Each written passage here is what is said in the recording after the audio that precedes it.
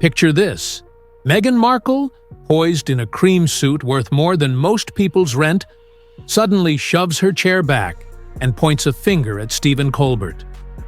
"You don't get to silence me," she snaps, her voice shaking with fury. The audience freezes. Security tenses. What was supposed to be a polished interview about her new lifestyle brand has just erupted into one of late-night TV's most explosive meltdowns. How did it get here?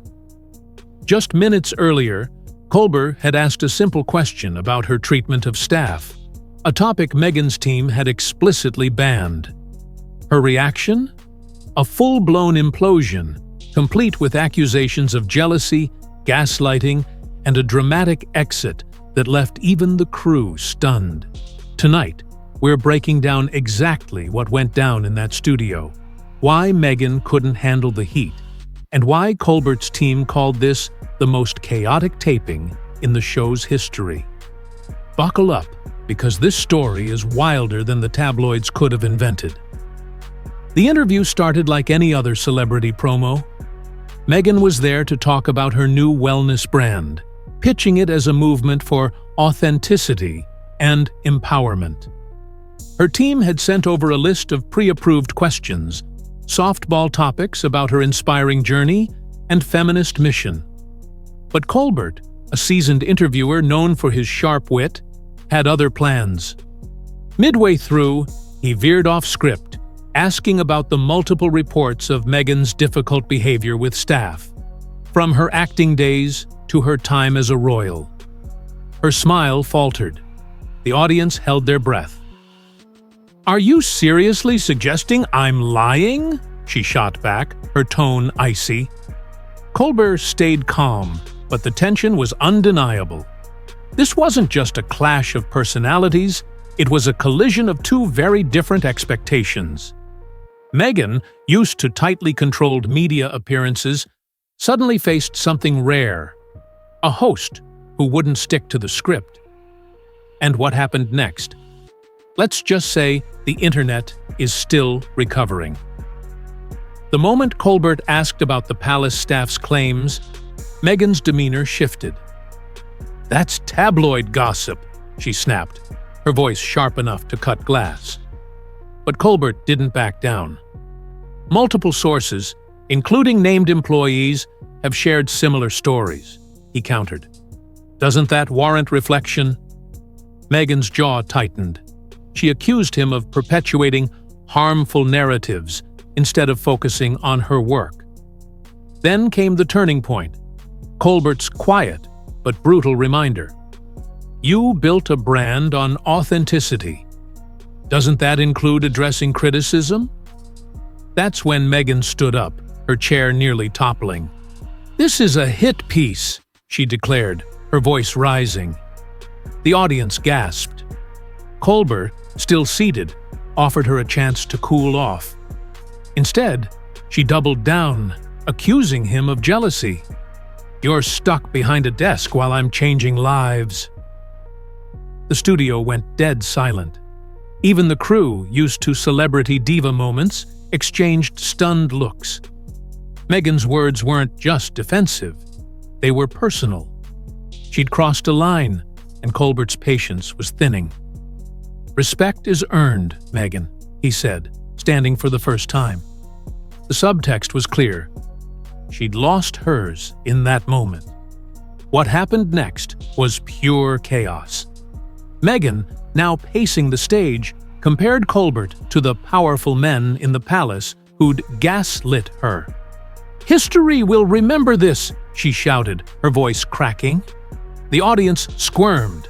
Security inched closer. Colbert, visibly drained, finally signaled for a break. But Meghan wasn't done. "You don't get to end this on your terms," she spat, turning to the crowd. "This is what happens when women refuse to be silenced." The irony was thick. She was dominating the conversation while claiming to be victimized. Colbert's final warning was calm but firm. "You can leave with dignity, or security will escort you out." For a second, it seemed she'd walk away. Then, plot twist. She launched into a monologue about institutional silencing, dragging the audience into her standoff. As security finally guided her off, she delivered her parting shot. "History will judge you, Stephen." The studio doors slammed.